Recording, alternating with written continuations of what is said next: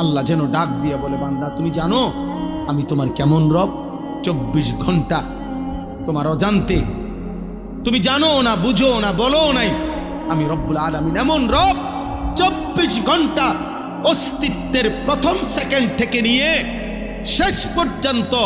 জীবনের সকল প্রয়োজন, জীবনের সকল আয়োজন, হৃদয়ের প্রতিটা স্পন্দন, নিঃশ্বাসের প্রতিটা নড়াচড়া, দেহের পুরা অঙ্গ প্রত্যঙ্গের নড়াচড়া